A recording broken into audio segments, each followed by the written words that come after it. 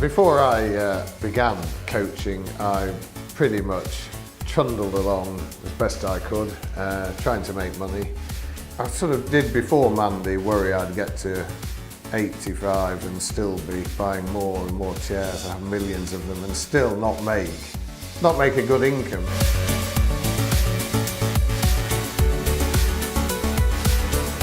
So I've been working with David Black for 8 years now, and he started with a taster of coaching, and we developed it from there. I think he was looking for a solution at that point. He was running a business which was running him. So coaching gave him the opportunity to actually see how he could do things differently.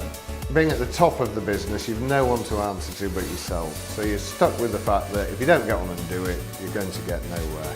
Since I've had an action coach, I've suddenly got someone I can answer to or to ask and answer to. So I've got someone who will just literally give me a push and a shove and send me in the right direction. When we first started coaching, there was clearly some challenges around actually making profit.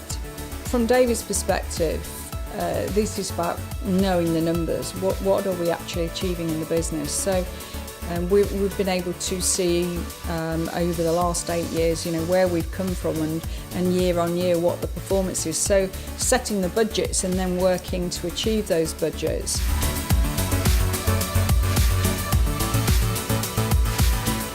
Yeah, when I began business coaching, I had a small business, one van, a couple of men, a few hundred chairs, and we were a small furniture rental company. We've literally pushed on. We now have a fleet of 7 vans, 2 great big lorries, 14 men delivering furniture. Our business has gone from turning over a couple of 100,000. This year we're looking at more like 600,000. So and that's all through strategies we've implemented with Action Coach.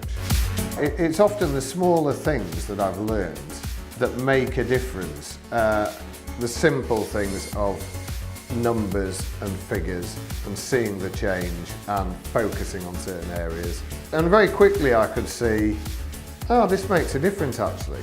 By testing and measuring, as I'm always taught, that we can go forward here, we can actually make money. We're not in such a bad situation after all. So very quickly we began to expand more and make more, and once you can see the results, then you don't really need persuading anymore to go in.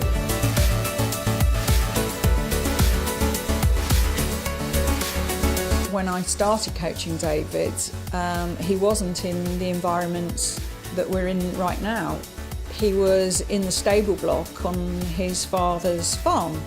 So David's big driving force was the fact that he wanted to move out of there into a warehouse and then convert the stable block into what is now his home. So when he actually finished that house, which was about 3 years ago now, and he said, right, you can come and see it. I can't tell you the emotion that I experienced just standing there, and he went, just look, I've achieved what I set out to do. So that was a big, big driving force for him.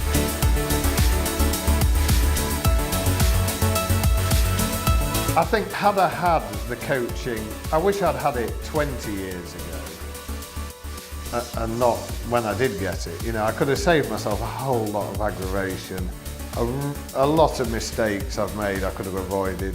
When I began this, I literally worked all day and every day and all night and all weekend and all the time. And if I was on holiday, I had to be on the phone.